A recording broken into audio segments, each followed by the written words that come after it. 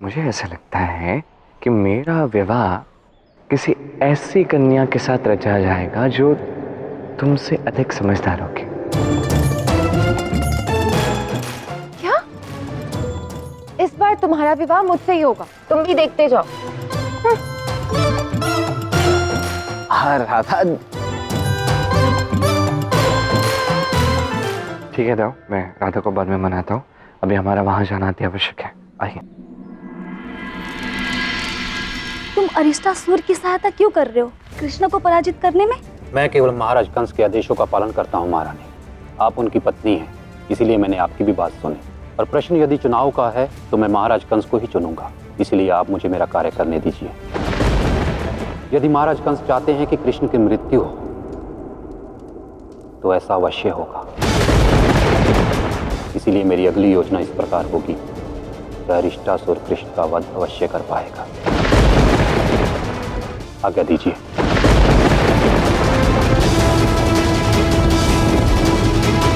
यदि किसी को भी कोई समस्या है तो मुझे बताइए, हम सब मिलकर उसका हल निकालेंगे।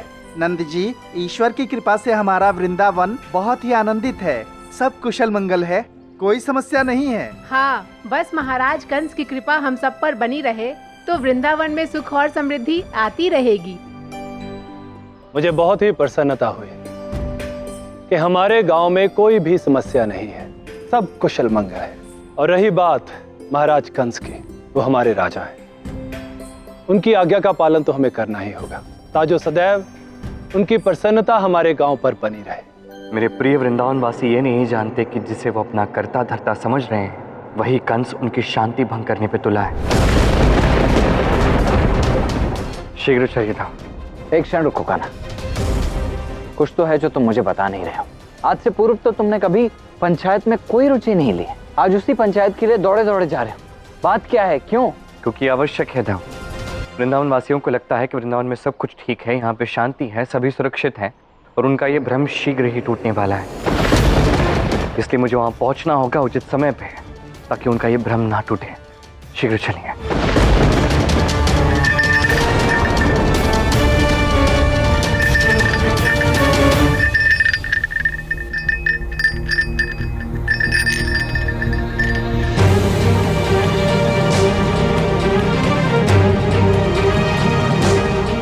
ये तो महाराज कंस के सैनिक हैं। हाँ जीजी, किंतु ये इतने सारे पशुओं के साथ क्यों आ रहे हैं? और अब वृंदावन की शांति कौन भंग करने वाला है कान्हा? क्या हुआ कान्हा, कुछ तो कहो, सोच क्या रहे हो तुम? प्रणाम मुखिया जी। प्रणाम।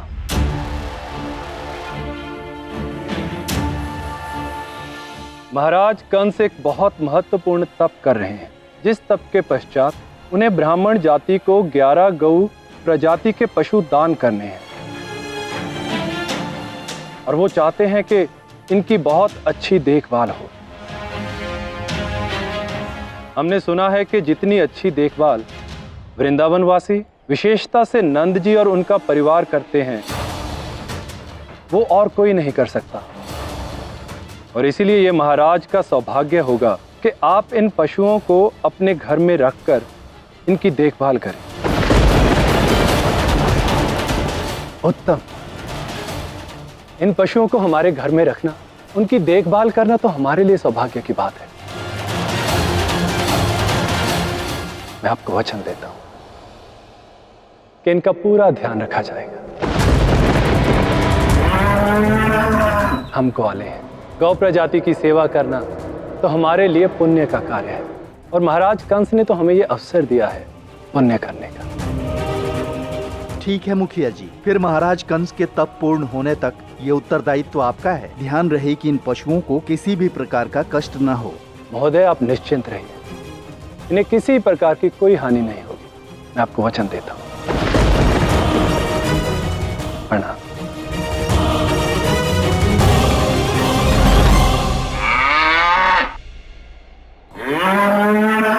अब देखना कृष्ण, कैसे मैं वृंदावन की सुख समृद्धि समाप्त करता हूं।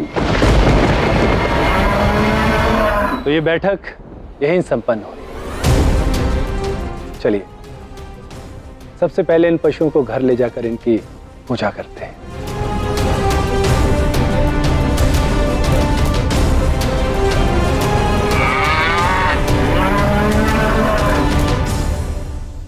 तुमने मुझे ललकारा था ना कृष्ण, चेतावनी दी थी तो देखो, मैं केवल तुम्हारे गांव में ही नहीं तुम्हारे घर में भी घुस आया हूं, और अब बहुत अवसर मिलेंगे मुझे तुम्हारा वध करने के लिए। मैं बाबा को उचित समय में रोक नहीं पाया था। क्या करने से नहीं रोक पाएगा ना? ये जो 10 गैयाएं थी, उनके साथ जो एक बैल था, वो कोई साधारण बैल नहीं है। वो एक असुर था, अरिष्टासुर।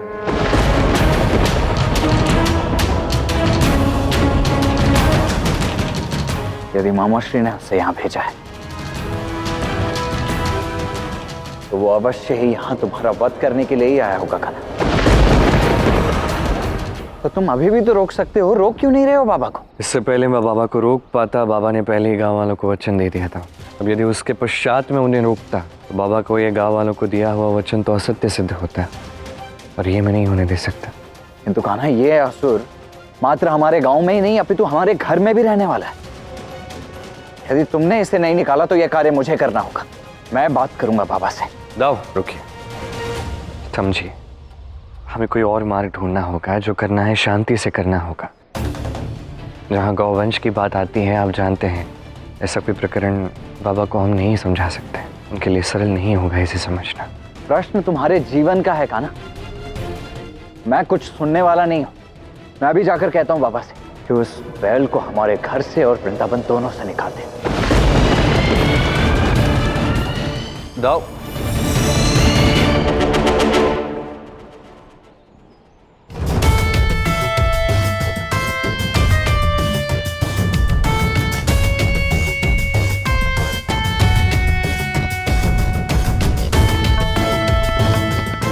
राधा,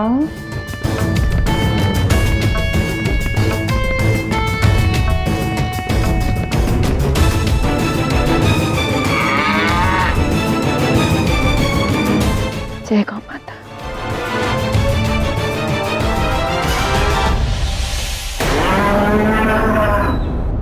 ध्यान रहे कि जब तक महाराज कंस की तपस्या पूर्ण नहीं होती तब तक हमें इनका विशेष ध्यान रखना होगा। आप चिंता मत कीजिए काका, हम अत्यंत श्रेष्ठता से इनका ध्यान रखेंगे।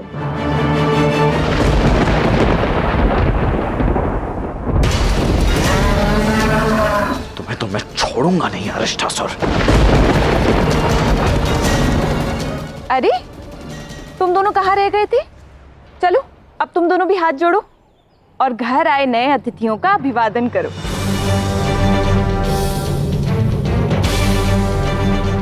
तुम दोनों को तो ज्ञात भी नहीं है कि हमें इन गायों की सेवा करने का कितना सौभाग्य भरा अवसर प्राप्त हुआ है, और तुम दोनों को भी इनकी सेवा करनी है।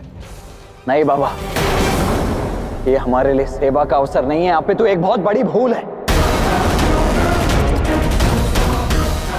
बलराम, ये तो क्या कह रहे हैं? ठीक कह रहा हूं मैया। इन सब गैयाओं के मध्य में ये जो बैल है, ये एक दुष्ट बैल है।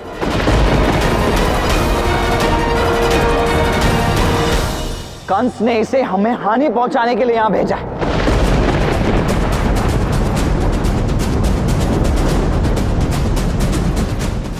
सोच समझकर बोलो बलराम।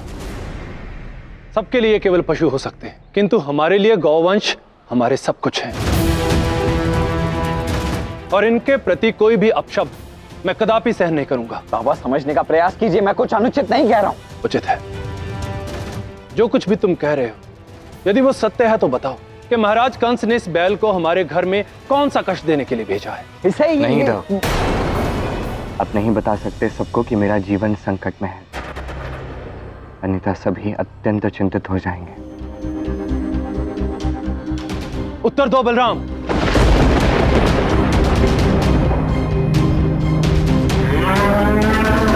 कंस ने इसे यहाँ क्यों भेजा ये मैं भी नहीं जानता बाबा, किंतु मैं इतना अवश्य जानता हूं कि ये बैल दुष्ट अवश्य है, और ये हम में से किसी को भी हानि पहुंचा सकता है। इसीलिए इस समय इसका हमारे वृंदावन से चले जाना ही सबके हित में होगा।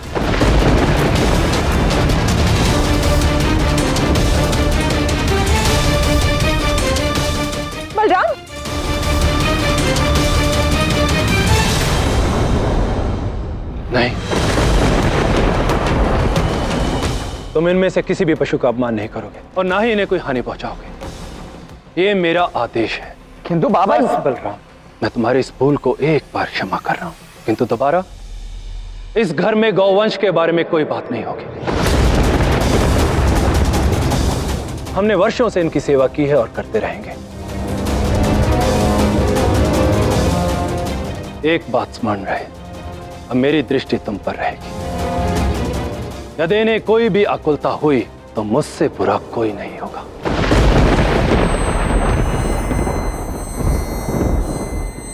कान्हा, तुम कुछ कहोगे नहीं? मैं बाबा की बात स्वीकारता हूँ राव।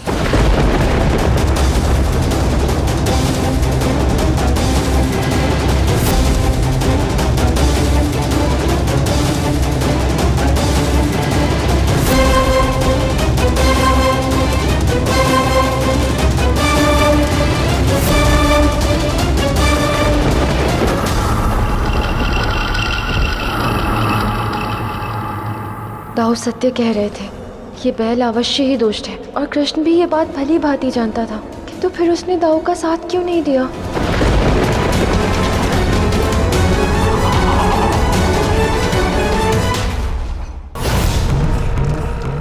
मुझे आशा है कि तुम सबके यहाँ आने का कोई कारण होगा। कोई शुभ समाचार? जी महाराज, एक शुभ समाचार है। आप एक पग आगे हो चुके हैं।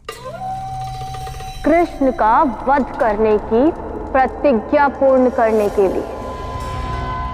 अक्रूर, बताओ महाराज को क्या शुभ समाचार है? महाराज, अरिष्टासुर वृंदावन पहुंच चुका है कृष्ण का वध करने के लिए। अब उसका वास भी कृष्ण के घर में है। ये तो सत्य में बहुत शुभ समाचार है। अब अरिष्टासुर को उस कृष्ण को मारने के लिए बहुत सारे अवसर मिलेंगे और मेरी प्रतिज्ञा पूर्ण होगी। तो ये है अक्रूर की योजना। अरिष्टासुर को कृष्ण के घर में भेजा है। उसका रूप उसकी ढाल है, क्योंकि कृष्ण तो गौवंश को कभी हानि नहीं पहुंचाएगा।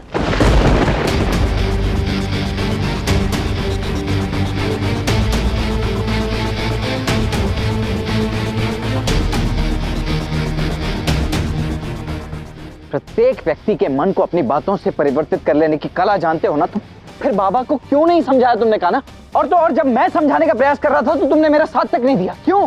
शांत हो जाइए दाऊ। कैसे शांत हो जाऊं? कहा ना, एक असुर हमारे घर में विराजमान है और ये कोई साधारण असुर नहीं है। कंस मामा का भेजा हुआ असुर है जिसका एकमात्र लक्ष्य तुम्हारी मृत्यु है। और यही बात जब मैं बाबा को समझा रहा हूं तो बाबा मेरी बात समझने का प्रयास ही नहीं कर रहे। सर्वप्रथम आप स्वयं से एक प्रश्न पूछिए था, आपका ये क्रोध अरिष्टासुर के प्रति है या सत्य में इस कारण से है क्योंकि मेरे प्राण संकट में है? तुम्हारी चिंता है मुझे कान्हा, इसीलिए। तुम तो समझो कम से कम।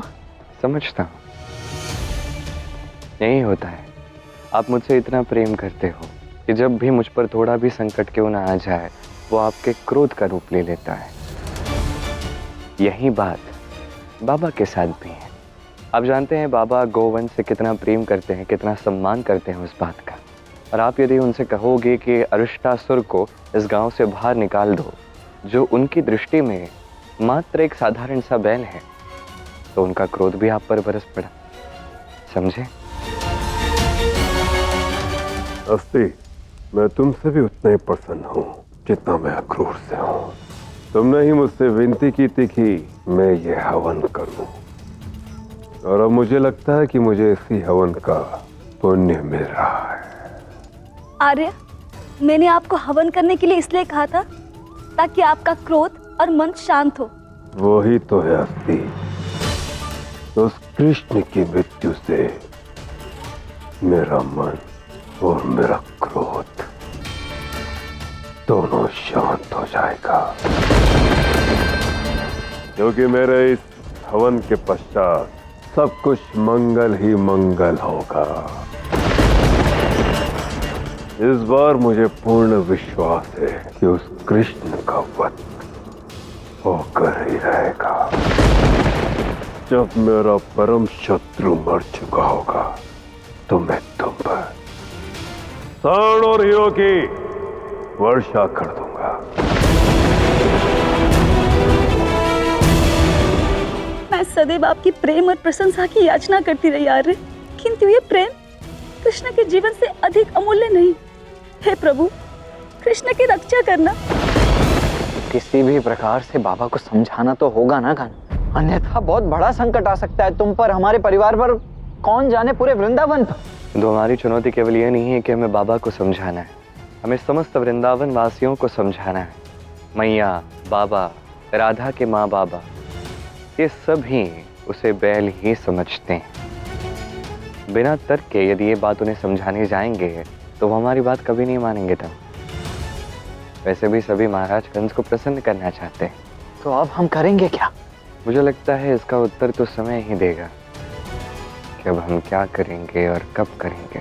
समय का चाहे जो भी निर्णय हो, किंतु यदि कोई असुर आकर मेरे कृष्ण के प्राण संकट में डाले, ऐसा तो मैं कदापि नहीं होने दूंगी ना।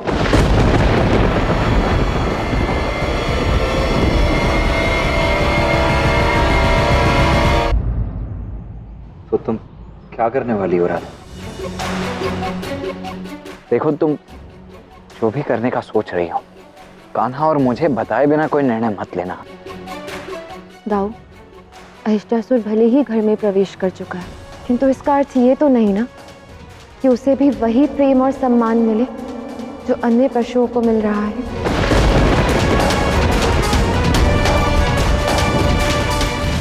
अब तक तो हमारी बनाई योजना सफल रही। मुझे इस कृष्ण के घर में स्थान भी मिल गया और नंद के वचन अनुसार मुझे कोई कष्ट नहीं पहुंचाएगा। अब इस कृष्ण को मारने का कोई ना कोई मार्ग तो शीघ्र ही ढूंढना होगा मुझे।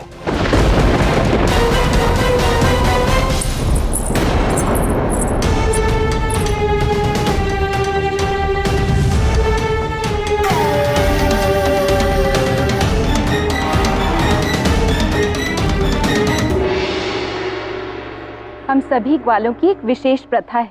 हमारे घर आए गौ प्रजाति के किसी भी नए सदस्य का पहला भोग अति विशेष होता है। हम उन्हें वो आहार खिलाते हैं जो विशेषकर उनके लिए बना है, और वो भी स्वयं अपने हाथों से। तो चलो इस प्रथा को आरंभ करते हैं।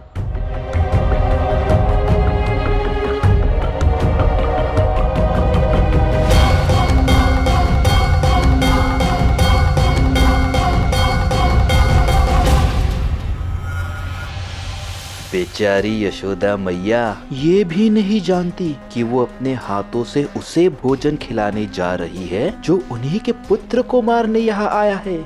खिलाओ खिलाओ यशोदा मैया, हम भी तो स्वादिष्ट भोजन का आनंद ले।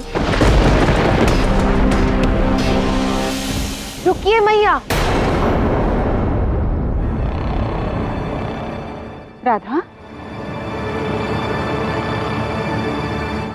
मैं भी इनकी सेवा करना चाहती हूँ। क्या ये उचित होगा कि आज ये विशेष प्रथा मैं स्वयं करूँ?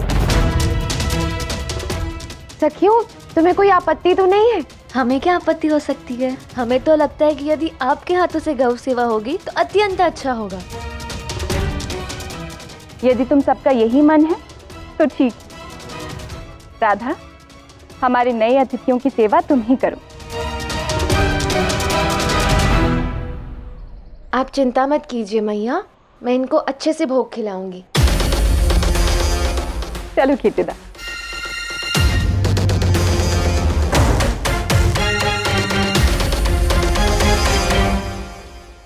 आशा है आप सब मेरे हाथों का भोग स्वीकार करेंगे। चलो, कृष्ण चाहे जितना भी चतुर क्यों न हो, ये राधा तो मूर्ख है, स्वयं मेरी सेवा करने चली आई। मूर्ख राधा नहीं, तुम हो अरिष्टासुर। तुम्हारे साथ यहाँ वही होगा जिसके तुम योग्य हो।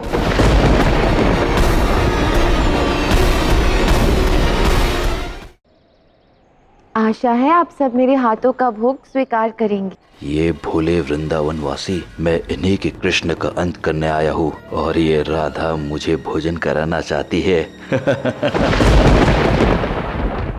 अरिष्टासुर समझ ही नहीं पा रहा है कि राधा यहाँ आई क्यों है। यदि अब तक नहीं जान पाया है गौरी, तो शीघ्र ही जान जाएगा कि देवी राधा के हाथों भोग पाना वो सौभाग्य है जो सबको प्राप्त नहीं होता, विशेषकर उसके लिए जो उन्हीं के कृष्ण को हानि पहुंचाना चाहता है।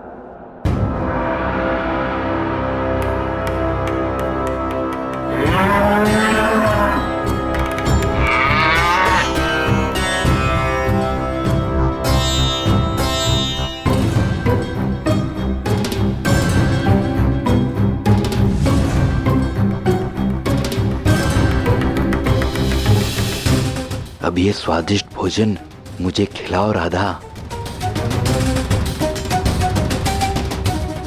अरे कहाँ जा रही हो?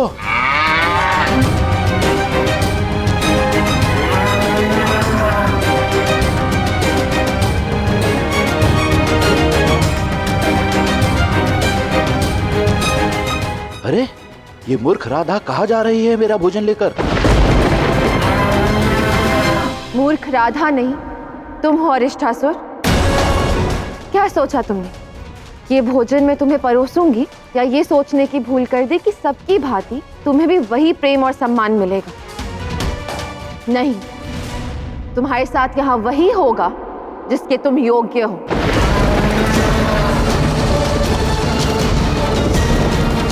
मैं तुम्हें चेतावनी दे रही हूँ, आज तो केवल तुम्हें भोजन नहीं मिला है, किंतु यदि तुमने मेरे कृष्ण को हानि पहुंचाने का प्रयास भी किया तो राधा रानी स्वयं तुम्हारा वध कर देगी। और ये मेरी अंतिम चेतावनी है अरिष्टासुर।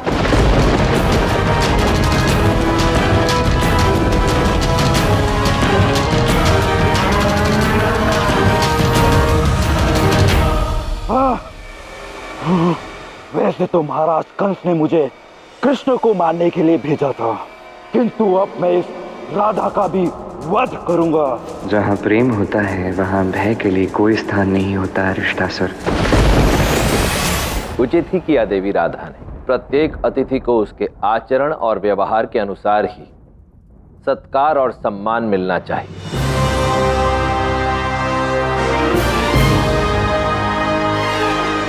क्या हुआ गौरी, तुम्हारे मुख पर यह अप्रसन्नता क्यों? महादेव, मैं तो राधा के विषय में सोचकर ही चिंतित हूँ। सोचिए ना, राधा को कितना दुख हो रहा होगा ये जानकर कि अरिष्टासुर जो कृष्ण को हानि पहुंचाना चाहता है वो उन सबके मध्य रह रहा है। महादेव, ये अरिष्टासुर है कौन? आज जिस असुर को हम अरिष्टासुर के नाम से जानते हैं वो अपने पूर्व जन्म में एक ब्राह्मण था और उसका नाम था वर्तंतु। हे देव गुरु बृहस्पति, मैंने ये प्रण लिया है कि मैं तब तक आपकी पूजा करूंगा जब तक आप मुझसे प्रसन्न होकर दर्शन और आशीर्वाद नहीं देते।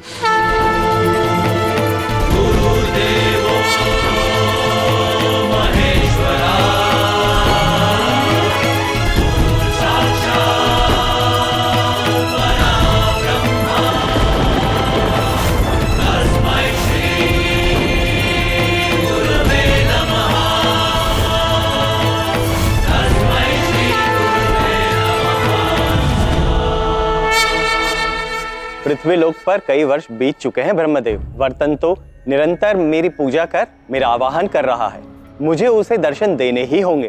देव गुरु बृहस्पति, मुझे कोई आपत्ति नहीं है, बस ये स्मरण रहे कि आप जो भी उसे आशीर्वाद दें सोच समझ कर दें।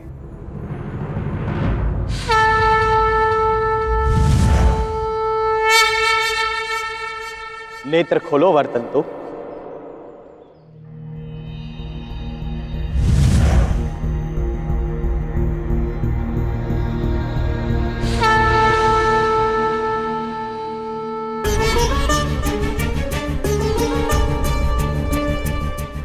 मैं तुम्हारी पूजा से अत्यंत प्रसन्न हूं वर्तंतो। मांगो, क्या आशीर्वाद चाहते हो तुम मुझसे? देव गुरु, आपकी कृपा से मेरे पास उपयुक्त ज्ञान है किंतु बल नहीं है, और इसी कारण मुझे लगता है कि बहुत सी चुनौती को पूर्ण करने में मैं असक्षम हो जाता हूँ। इसलिए मेरी आपसे एक यही प्रार्थना है कि आप मुझे अपने शिष्य के रूप में स्वीकार ले और मुझे इतनी शक्ति प्रदान करे कि कोई भी मुझे कदापि पराजित नहीं कर सके। ठीक है वर्तंतु, अब तुम्हें वो सारी शक्तियां प्राप्त होंगी जिनके लिए तुमने ये कठोर तपस्या की है।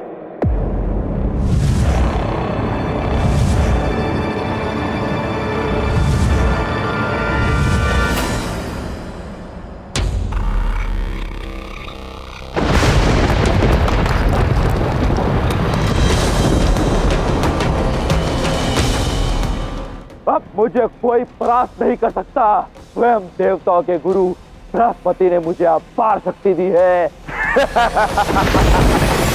वरतंतु ने अपनी तपस्या से शक्ति तो अर्जित कर ली, परंतु उस शक्ति से उसमें अहंकार की भावना जागृत हो गई और वरतंतु उस अहंकार को नियंत्रित नहीं कर पाया। परंतु केवल वरतंतु ही अहंकार से ग्रसित नहीं था, कोई और भी था। कौन महादेव? स्वयं देव गुरु बृहस्पति।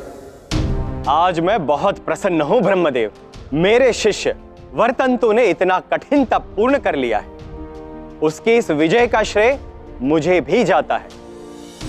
मुझे उसके गुरु होने पर अत्यंत अभिमान है। मैं भी आपके इस सफलता से अत्यंत प्रसन्न हूं देवगुरु बृहस्पति। किंतु स्मरण रहे, जिस प्रकार एक वृक्ष जितना फलों से भरा होता है उतना ही झुका होता है, उसी प्रकार जितना ज्ञान एक गुरु के पास होता है उसे उतना ही विनीत होना चाहिए। सही कहा आपने ब्रह्मदेव। मैं अपने विशेष शिष्य वर्तंतु को पाकर गर्वित हूं। देवगुरु बृहस्पति तो समझ ही नहीं पा रहे हैं कि मैं क्या कहना चाहता हूँ। देवगुरु बृहस्पति, आप इतने गर्वित हैं अपने शिष्य वर्तंतु को लेकर, तो क्यों ना आप जाकर उसे एक बार पुनः भेंट कर लें। अति उत्तम, मैं अभी जाके वर्तंतु से मिलता हूं। महादेव, फिर क्या हुआ वर्तंतु और देवगुरु बृहस्पति के इस भेंट में? इतने वर्ष तक घोर तपस्या करने के पश्चात वर्तंतु इतना थक गया था कि वो वहीं घोर निद्रा में लीन हो गए और वहीं से आरंभ हुआ वो घटनाक्रम जिसके कारण आगे चलकर वो अरिष्टासुर बना। अपने नेत्र खोलो वर्तंतु। इतना कठिन तप करके विश्राम कर रहा था मैं और तुमने मेरी निद्रा भंग कर दी। इस प्रकार से सम्मान करोगे अपने गुरु का? जिस गुरु के चरणों में गिर के तुम प्रणाम करते थे, आज उसी गुरु के सामने से तुम अपने पैर भी नहीं हटा रहे हो। गुरु हो गया आप देवताओं के, मेरा कोई गुरु नहीं है। अब मुझे सारी शक्तियां प्राप्त हो गई है और अब मुझे किसी की भी आवश्यकता नहीं है, आपकी भी नहीं। वर्तंतु, अपने स्वर पर नियंत्रण रखो। भूलो मत कि तुम किससे बात कर रहे हो। जानता हूं कि मैं किससे बात कर रहा हूं। क्या कर ले गए आप? वर्तंतु, तुमने आज अपने गुरु का अपमान किया है। मैं देव गुरु बृहस्पति अपने गुरु ब्रह्मदेव को साक्षी मानते हुए तुझे यह श्राप देता हूं, क्योंकि तू एक बैल के समान अपने गुरु के समक्ष बैठा है, तो अगले जन्म में तू बैल बनेगा और अपने कर्मों से असुर बनेगा। और ऐसे गुरु बृहस्पति का शिष्य वर्तंतु बना अरिष्टासुर। वर्तंतु को तो अपने अहंकार का फल मिल गया महादेव, किंतु क्या देव गुरु बृहस्पति को भी अपने अहंकार का आभास हुआ होगा?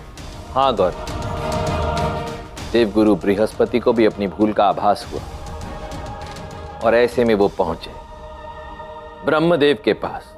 मुझे वर्तंतु के गुरु होने का अहंकार हो गया था, मुझे क्षमा करे ब्रह्मदेव। मैं क्षमा करता हूं आपको, किंतु स्मरण रहे, कभी अभिमान मत रखिए।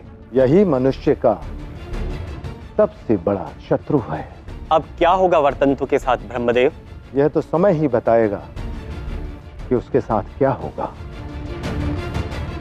अरिष्टासुर को तो अपने पिछले जन्म के कर्मों का स्मरण नहीं है महादेव, किंतु उसके पास अब भी वो शक्तियां हैं जो उसने अपनी तपस्या से अर्जित की थी। महादेव, अरिष्टासुर तो गौ प्रजाति का है, तो राधा कैसे उसका वध कर सकती है? जाति, प्रजाति और जन्म सब कर्म से संबंधित है। यदि कोई कुकर्म करेगा तो वो कोई भी क्यों ना हो, उसका अंत निश्चित है। देवी, कोई अन्य विचार भी है आपके मन में? हाँ महादेव, मैं तो ये सोचकर व्यथित हूँ कि संपूर्ण वृंदावन राधा को कैसे स्वीकारेगा।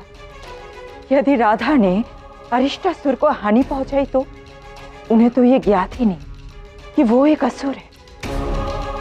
उनके लिए तो वो गौ प्रजाति का है, जो उनके लिए अत्यंत पूजनीय है। यहीं पर श्री कृष्ण की भूमिका आरंभ होगी गौरी। यही होगी राधा और कृष्ण की सबसे बड़ी परीक्षा।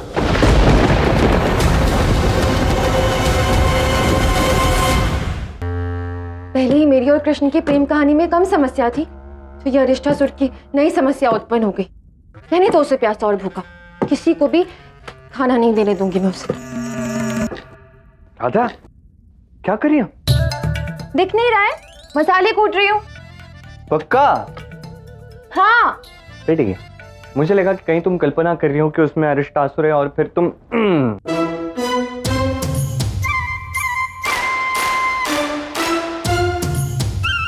तुम्हारा क्रोध मैं समझ सकता हूँ।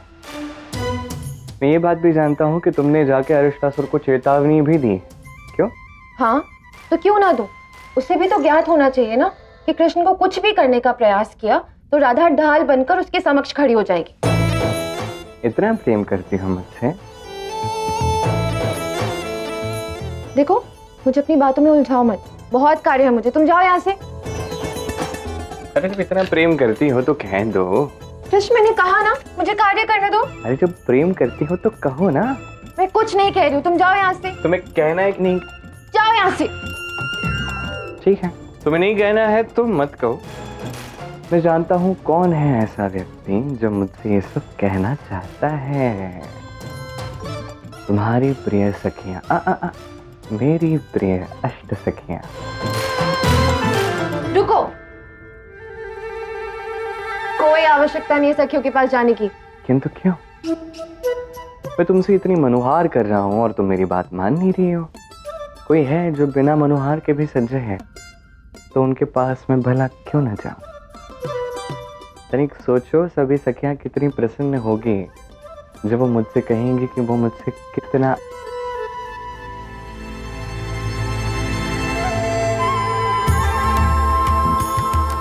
चंद्रमा अपनी चंद्रिका से अनंत आकाश को आलोकित करता है। उस अनंत आकाश से अधिक प्रेम है मेरे मन में तुम्हारे लिए कृष्ण। संसार के समस्त नदियों के जल से अधिक प्रवाह तुम्हारे प्रेम का है मेरे मन में। मेरे प्रत्येक श्वास में प्राण वायु नहीं, तुम बसे हो कृष्ण। बस इतना ही प्रेम करती हूँ मैं तुमसे। इतना प्रेम है तो मुझे बताओ, हर क्षण मेरी रक्षा करोगे तुम सबसे? अवश्य, मेरे होते हुए तुम्हें कदापि कोई भी हानि नहीं पहुंचा सकता। और ये सुनिश्चित कैसे करोगी? तुमसे विवाह कर इस घर की बहू बनके, फिर तो सदैव तुम्हारे साथ ही रहूंगी और तुम्हारी किसी भी समस्या से तुम्हारी रक्षा कर पाऊंगी। अत्यंत उत्तम विचार है, किंतु ये संभव कैसे होगा? क्योंकि तुम्हारी मैया को तो ये लगता है कि तुम्हारी बुद्धि एक छोटी कन्या जितनी है। और क्या कहा था मैया ने? तुम क्या हो? हाँ, ना समझ हो। तो फिर मेरा विवाह तुम्हारे साथ कैसे होगा?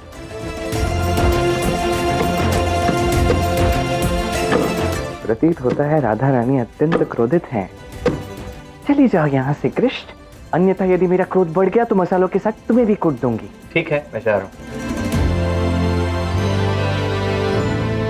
माँ की सोच का कोई ना कोई समाधान तो निकालना ही पड़ेगा।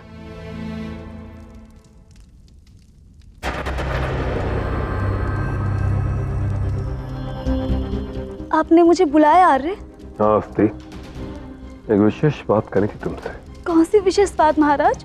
अस्थि, मैं चाहता हूँ कि तुम अब मेरे लिए ये आगे का यज्ञ पूर्ण करो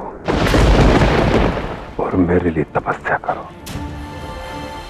वो कहते हैं ना कि जिसका काम जिसको धारे। और हाँ, मुझे लगता है कि तुम ये कार्य मुझसे अधिक चेष्टा से कर पाओगी। महाराज कैसे? तुम मेरी अर्धांगिनी हो और यज्ञ मैं करूं या तुम करो, एक ही बात है। मुझे तप करने का सुझाव देने से ही यह अरिष्टासुर का कार्य सफल हो पाया है। तो अस्थि, बैठो और मेरे साथ यज्ञ करो।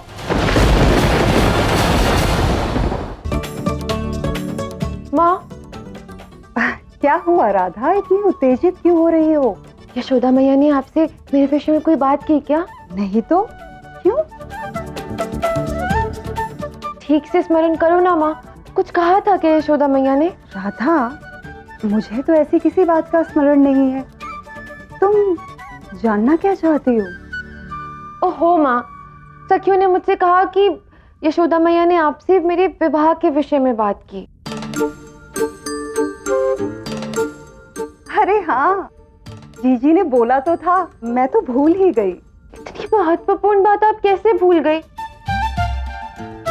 तो और क्या कहा आपने उनसे? कह दिया कि मेरी राधा अभी बहुत छोटी है, विवाह तो बहुत दूर की बात है। किंतु मैं कहाँ छोटी हूँ?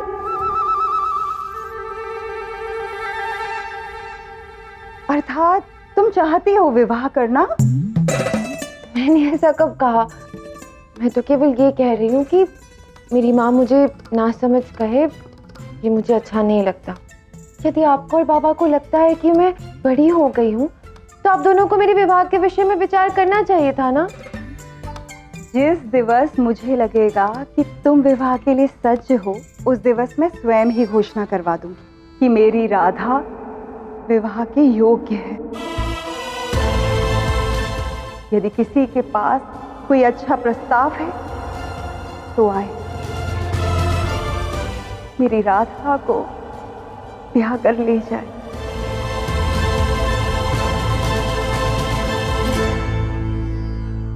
जब भी माँ ये कह देंगी, तब यशोदा मैया स्वयं आकर कृष्ण और मेरे विवाह की बात कर लेंगी माँ से। बस अब कैसे भी करके माँ के मुख से ये मधुर वचन बुलवाने हैं मुझे। वैसे माँ, कैसे पता चलता है कि कोई विवाह के लिए सज्ज हो जाए? तो जब कोई अपना उत्तरदायित्व समझने लगे, अपनी प्रतिबद्धता समझने लगे और उसे अपने जीवन साथी के साथ सदैव निभा सके, तब कह सकते हैं कि वो व्यक्ति विवाह के लिए सज्ज है। समझी? अब तो ऐसा कुछ करना पड़ेगा जिससे मैं सबको ये सिद्ध कर पाऊं कि मैं सदैव कृष्ण का साथ दूंगी। किंतु ना जाने वो अवसर कब प्राप्त होगा। इधर ये अरिष्टासुर इतनी बड़ी समस्या लेकर आया है। चिंता मत करो राधे, अब अरिष्टासुर ही ऐसा कोई कर्म करेगा जिससे राधा और कृष्ण एक दूसरे के निकट आएंगे।